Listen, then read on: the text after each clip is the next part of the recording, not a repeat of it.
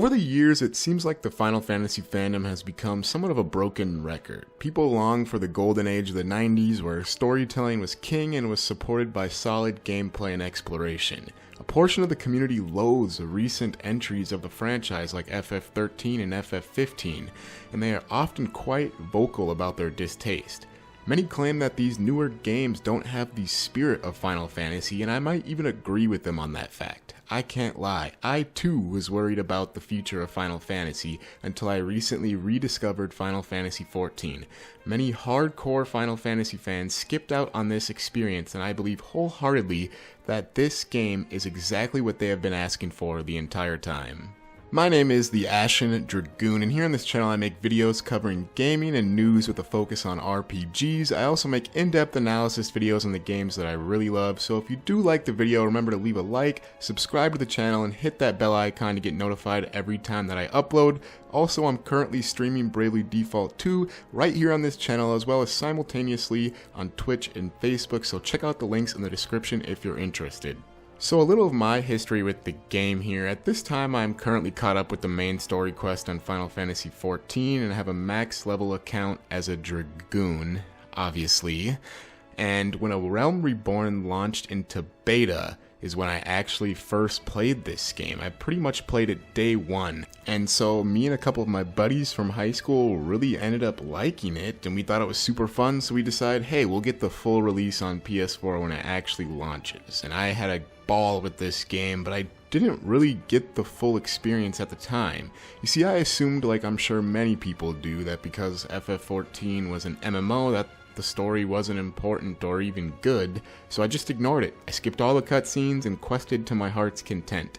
Eventually I decided to cancel my subscription until a couple years later I decided to come back and make my Dragoon account, because my first account was a Black Mage. This time I started paying attention to the story, as I'd seen in forums how many people really liked the story of the game and were enjoying it. And I started to see the light, so to speak. I was becoming more and more engrossed with the story, the characters, and the world that was being built.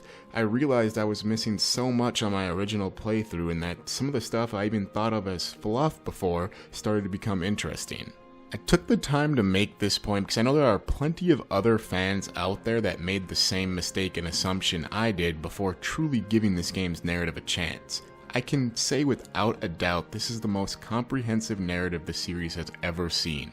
Since there are less time constraints on an MMO, Naoki Yoshida, the game's director, was able to craft a world and lore slowly and have massive payoffs that were set up with very particular care. Characters are able to develop and grow, and most of your NPC companions are much different now than they were in a base Realm Reborn.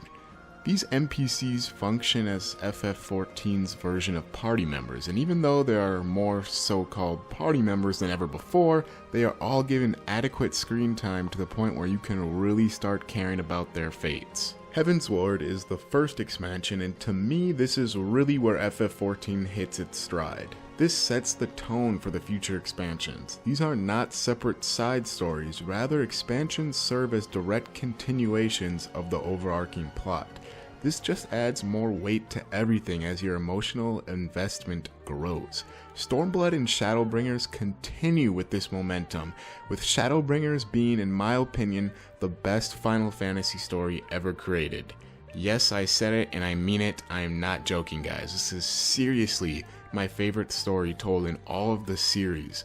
I know a lot of people are going to have a very hard time believing that Final Fantasy XIV, an MMO, could have one of the best stories in the franchise, but it's true, and so many people just have no idea. It's just so hard to convey this sometimes, how good this game is, and I think the best analogy is to kind of equate FF14 to being a good book, and that's not just because there's a lot of text and dialogue in the game. It's like a good book because once you get hooked, you can't stop playing because you just have to know what's going to happen next. So for the people who wish the more recent Final Fantasies had stronger narratives, seriously look no further than FF14 and its expansions in particular. Another thing that I hear often is that I don't play MMOs, or MMOs are intimidating, or I have nobody to play with, and I think that's one of the biggest misconceptions about Final Fantasy XIV. The game is actually made intentionally so that it can be played through almost completely as a solo player. Most of the main story quests don't require or even allow multiple party members and are designed to be experienced alone. Recently, they even added the ability to use NPCs as party members in dungeons, further decreasing the reliance on other players. If one wanted to, they could easily play through this game with very minimal interaction with other players, so I don't really think that the people who haven't played MMOs before should be intimidated. Furthermore, this is seriously one of the best communities I have ever seen. People are unbelievably friendly, nice, and welcoming. People will wait for you in dungeons if you're a first timer. People will take the time to explain boss mechanics to you. People will recruit you to their free company and show you the ropes. It is such a breath of fresh air. Sometimes after getting into toxic situations in other communities like League of Legends, this can be a beautiful detox to come over to FF14 and just relax. I think if a lot of people keep an open mind, the experience of Final Fantasy can be enhanced by friends, and that's what I've found, and it's actually been able to get me more warmed up to the idea of some of the more MMO aspects of the endgame. The music is absolutely brilliant. As always, Final Fantasy knocks it out of the park. What I really like is the use of leitmotifs throughout the different pieces of the game. Masayoshi Soken has crafted an astonishing amount of tracks throughout this game's lifetime, and most of them are bangers. There are also quite a few tracks that are callbacks to previous games of the franchise, and they are a true delight for the hardcore fans to hear within the context of Final Fantasy XIV. There isn't much more to say about the music except that it meets the series' very high standard. Speaking of callbacks to other Final Fantasies, this game is full of so many references, Easter eggs, and nods. Most of the mainline titles are represented in some capacity, and each time you find one of these callbacks, it will bring a beaming smile to your face. Final Fantasy XIV knows where it came from and is super respectful to the past. Whether it's the allusions to the Warriors of Light and Darkness, the prominent roles that the crystals play, or the classes available, everything has somewhat of a feel of familiarity to it. I think the icing on the cake for fans of the Golden Age is the setting. It truly is a fantasy setting. It's not steampunk or futuristic, it is straight up fantasy. And I don't think steampunk or futuristic is bad, but I know many prefer a pure fantasy setting. One of my favorite YouTubers, the Night Sky Prince, once said, FF14 is Final Fantasy as we see it in our heads. This statement resonated deeply with me because I don't think there's a better way to describe the game than that. When I was growing up playing the classics, this is the type of game or story that I imagined was actually taking place, but couldn't happen because of the limited technology at the time.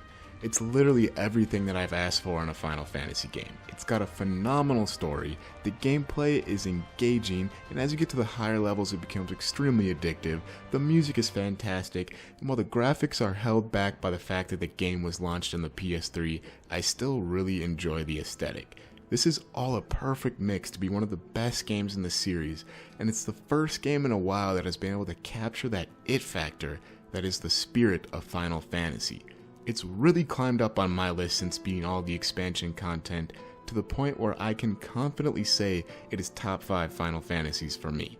I'm willing to bet there would be a lot of longtime FF fans out there just like me that would fall in love if they gave this game a fair shake. Now I'm curious on what you guys think. Have you played Final Fantasy XIV, and if not, what has been holding you back from trying it out? How does this game stack up to the other Final Fantasies to you, and are you excited for Endwalker, the upcoming expansion pack? Let me know the answer to all those questions down in the comments below.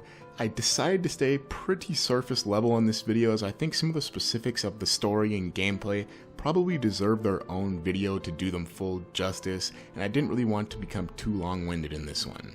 Once again, if you did like the video, leave a like and subscribe to the channel and hit that bell icon to get notified every time that I post.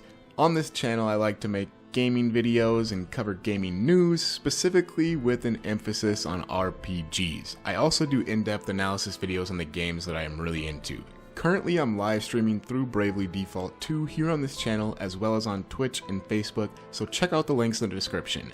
I'm also planning on making a video about the upcoming Nier Replicant remake. I think it looks really sick, so that's going to be coming soon, so be on the lookout for that. Until the next time, thanks for stopping by.